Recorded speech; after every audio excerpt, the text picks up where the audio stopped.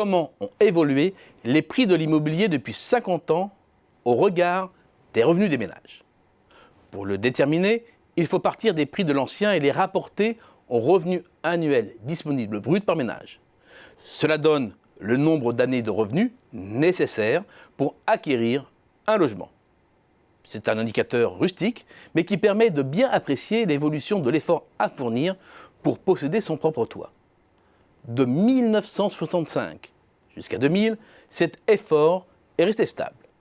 Les prix du logement augmentent parallèlement au revenu nominal, plus 7,2% l'an contre plus 7,1%. Résultat, pendant cette période de 35 ans, il faut consacrer en moyenne 2,5 années de revenus pour devenir propriétaire et l'amplitude des oscillations est limitée, excepté en 1990, où l'indicateur sort pour la première fois très nettement de sa bande de fluctuation. Le premier coupable, c'est Paris.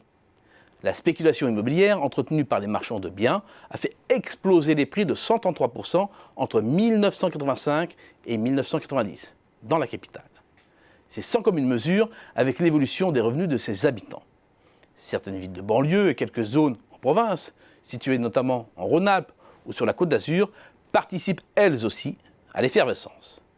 Mais le marché rechute avec la crise en août 1990, d'autant que les taux d'intérêt flambent. Le fond de la crise est atteint en 1997. Mais à bien regarder, la correction n'est que relative. L'indicateur reste bien dans son couloir.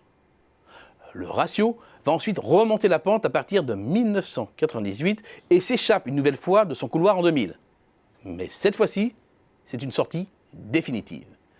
L'indicateur s'envole jusqu'à un premier pic en 2007 à 4,6 années de revenus. C'est la conséquence de deux évolutions. Côté dénominateur, la croissance des revenus s'effectue désormais au ralenti, à moins de 3% en moyenne par an. Côté numérateur, c'est l'emballement. Et l'embrasement est cette fois-ci national, touchant l'ensemble des régions. Le prix du mètre carré s'élève de 11% l'an. C'est quasiment 4 fois plus rapide que les revenus. Cette flambée historique repose sur 3 piliers. 1. L'allongement de la durée des prêts. 2. La baisse des taux d'intérêt. Et 3. La pression de la demande face à un déficit chronique de construction dans les poches les plus tendues. La récession de 2008-2009 va mettre un coup d'arrêt à la surchauffe. La tendance s'inverse et les prix cèdent 9% entre les deuxièmes trimestres 2008 et 2009, ramenant l'effort au voisinage de 4,3 années de revenus. Certains experts s'aventurent alors à pronostiquer un cycle baissier capable de ramener l'indicateur dans son couloir historique. Rien de tel. Les prix vont remonter dès 2010 et regagner 11% en 2 ans, malgré des revenus figés avec la crise. L'effort retrouve alors son pic historique de 2012 à 4,6 années.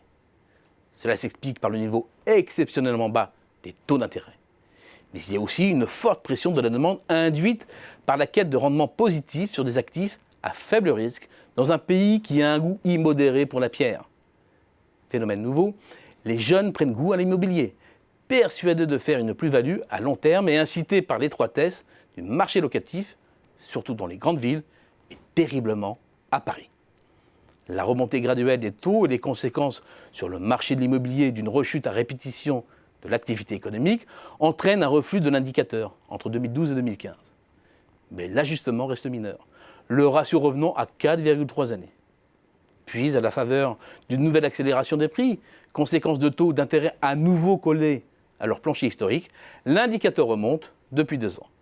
Une remontée finalement assez lente, car la hausse moyenne des prix de l'immobilier reste contenue, concentrée principalement sur Paris et les meilleurs emplacements des grandes métropoles régionales. Il n'en demeure pas moins qu'avec 4,5 années de revenus nécessaires, l'effort est 70% plus élevé aujourd'hui qu'à la fin des années 90.